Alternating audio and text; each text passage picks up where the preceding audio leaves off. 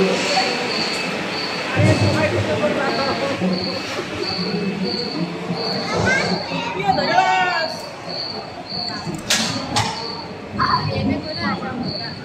থেকে 460 কোটি বছর আগেই সৌরজগতের জন্ম এবং ধারাবাহিক বিকাশের শুরু বলে মনে করা হয়।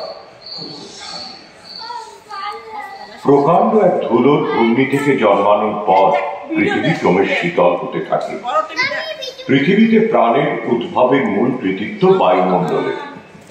প্রায় 350 কোটি বছর আগে এক কোষী জীবেদের আবির্ভাব।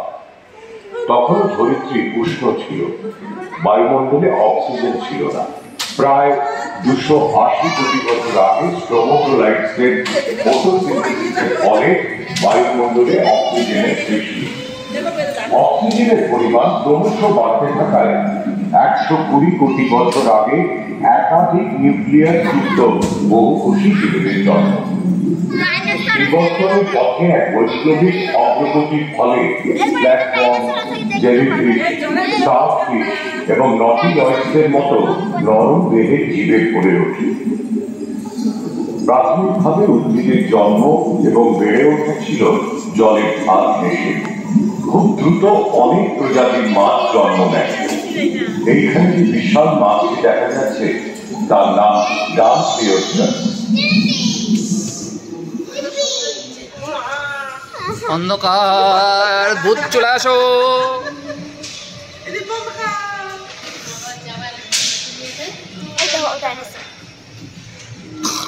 মোটামুটি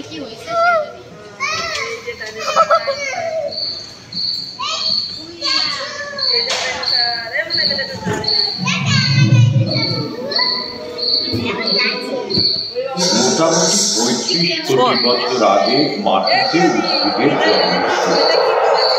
তারা ক্রমশ ছড়িয়ে জঙ্গল তৈরি করে।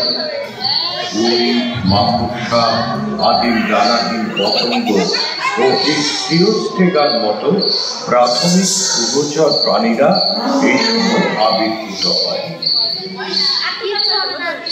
সরীসৃপের মতো অথচ স্তন্যপায়ী ডাইমেট্রোডনেরা পিঠে নৌকোর পালের মতো একটা অঙ্গের সাহায্যে তাপ নিয়ন্ত্রণ করতে পারত।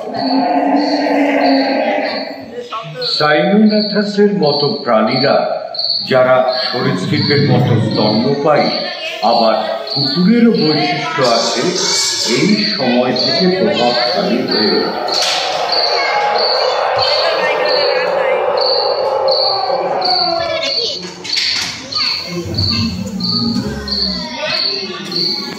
দানবীয় ড্রাগন ফ্লাই আর আপ্সরা বিশ্বের মতো প্রথায় তখন পৃথিবী শাসন করত।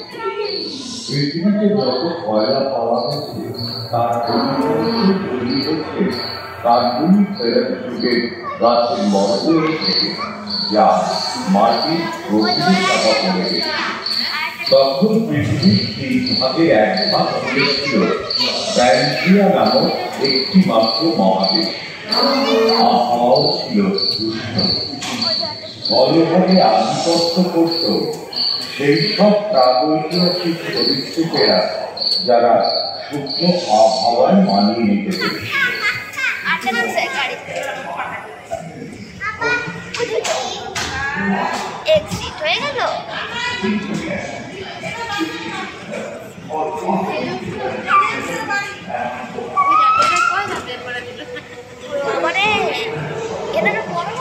না বাড়ি না, বাড়ি না।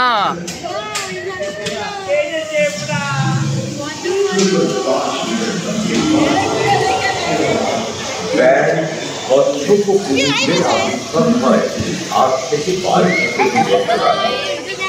প্রথম স্তন্যপায়ী ছিল কুমিরের মতো আকারের মেগানোসরস।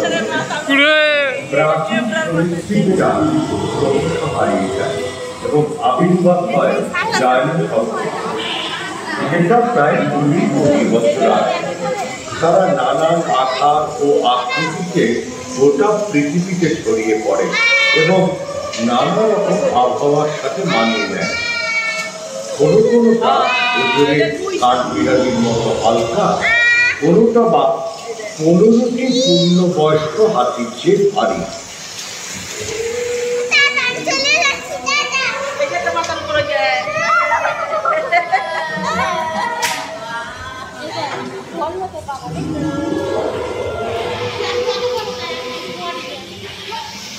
আরে কিছু না বলো, কিছু না। কেউ চারপে, আবার কেউ সিএলোসিসের মতো, আর কেউ বা ছিল দুপে। ব্র্যাকিওসরাসের দৈর্ঘ্য প্রায় 23 মিটার পর্যন্ত হতো, যা একটা টেনিস কোর্টের দৈর্ঘ্যের সমান, আর ওজনে হতো ৭৫,০০০ কেজি। সরীসৃপেরা সমুদ্র ও আকাশেও ছড়িয়ে পড়ে। প্রাচীনতম তুরন্ত সরীসৃপ ইউডিমরফোডনের বিচরণ ক্ষেত্র ছিল আকাশ। প্রথম পাখি আর্কিওটেরেক্সের আবির্ভাব এই সময়।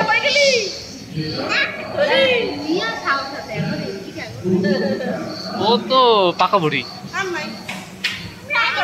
না, জুরাসিক যুগের শেষ আর ক্রিটেসিয়াসের প্রথম পর্যায় জুড়ে ডায়নোসরদের স্পাইনোসরাসের পিঠে উপর বালের মতো একটা অংশ থাকত, যা দিয়ে তারা ঘাস নিয়ন্ত্রণ করত।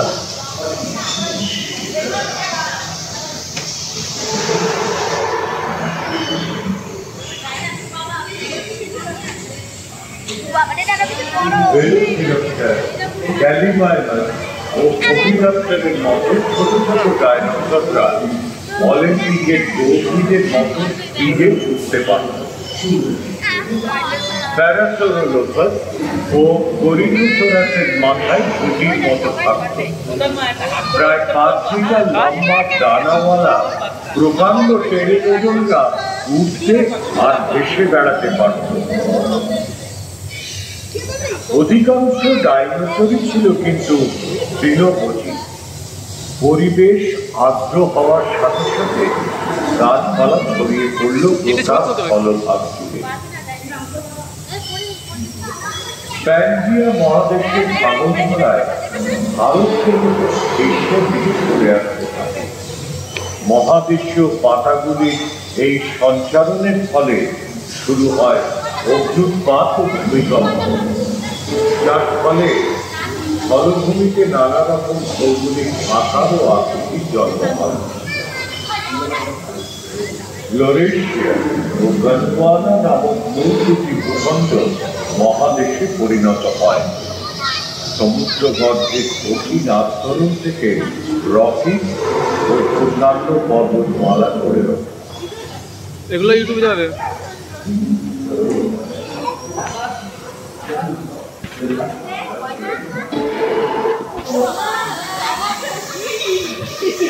লাইটটা বন্ধ করে দিচ্ছে।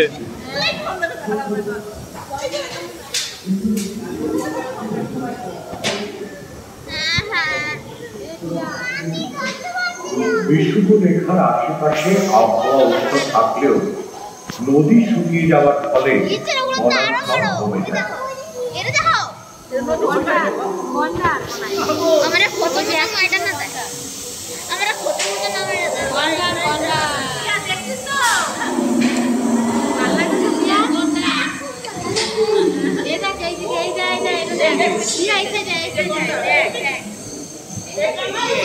বিভিন্ন মহাদেশগুলিতে জীবজন্তুদের বিকাশ ফুলের গাছ প্রথম স্থলভূমিতে আবির্ভূত হয় এবং কীট পতঙ্গের সাথে পরাগকুলাদের সম্পর্ক গড়ে ওঠে। তারা খুব দ্রুতই স্থলভাগ জুড়ে ছড়িয়ে পড়ে। এই সময় স্থলভূমি দাপিয়ে বেড়াতো টাইরানোসরাস রেক্স, যারা ছিল ডাইনোসরদের মধ্যে সবচেয়ে ভয়ঙ্কর। এরা প্রায় 12 মিটার দীর্ঘ ও দোতলা বাড়ির সমান উঁচু। না তুমি তাকাও তাকাও তাকাও তাকাও।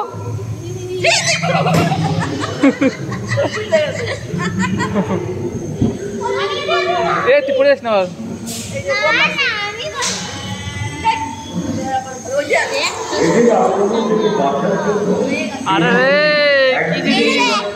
তাদের লেজের ডগার মুগুরের মতো একটা অংশ ব্যবহার করে। সামনে কি রয়েছে? সমস্ত ডায়নোসররাই বিলুপ্ত, কিন্তু কেন?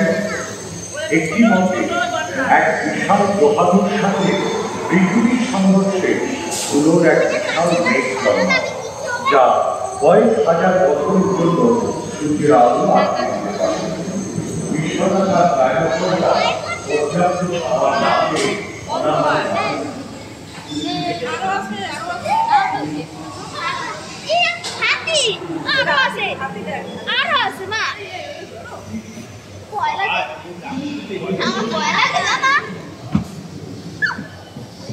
ছবি তুলি তো, ছবি তুলি।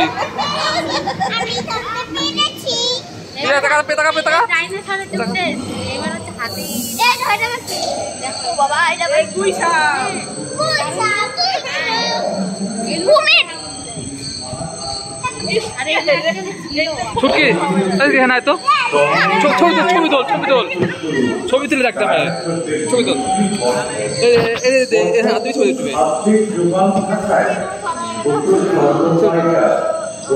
বড় হয়ে উঠেছে।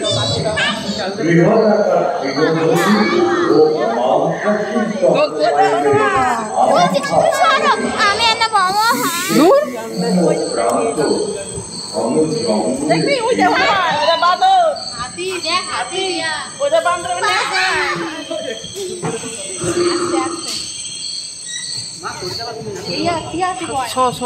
আচ্ছা,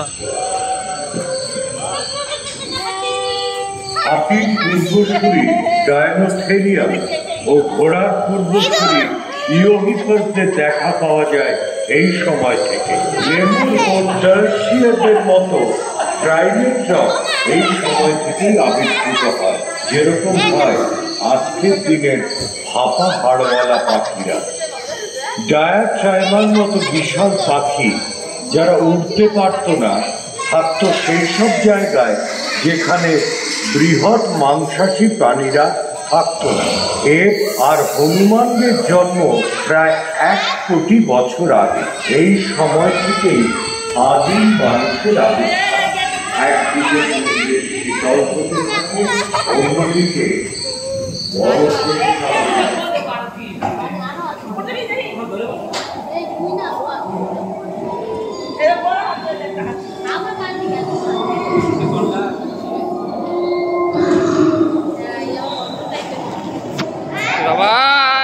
পৃথিবীর দীর্ঘ ইতিহাসে এরকম বহুবারই হয়েছে যখন উত্তর গোলার্ধের অধিকাংশই বরফে ঢাকা পড়েছে। আমরা এখন যে আইস এজে বাস করছি তা শুরু হয়েছিল 20 লক্ষ বছর আগে। ক্রমশ গন্ডার, গুলি ম্যামথ ও মাস্ক অক্স তাদের শরীরের গঠনের সাহায্যে ঠান্ডার সাথে মানিয়ে নেয়। কঠিন গম্বুজের আকারের খোলসওয়ালা গ্লাইকোপোডনের মতো বৃহৎ আর্মাডিলোরাও ছিল সেই সময়। সেভার টুথেড টাইগার ও বিশাল শিংওয়ালা হরিণেরা জঙ্গল কাঁপিয়ে বেড়াত। সম্ভবত তাদের ওই তলোয়ারের মতো ক্যানাইনের জন্যই মাংস ছিঁড়ে খেতে অসুবিধা হতো ওই বাঘেদের, আর হয়তো এই কারণেই তারা একসময় বিলুপ্ত হয়ে যায়।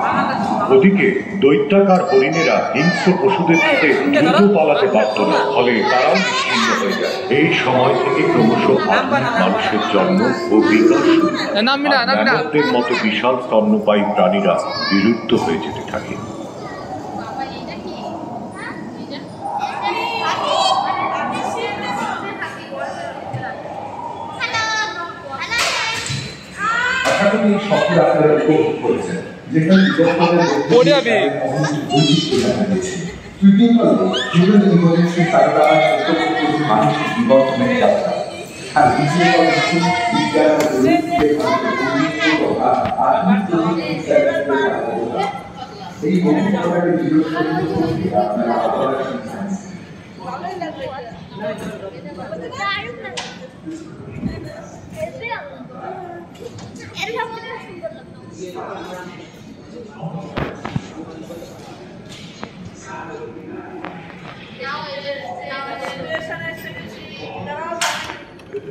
স্টেশনে নামছি এবার।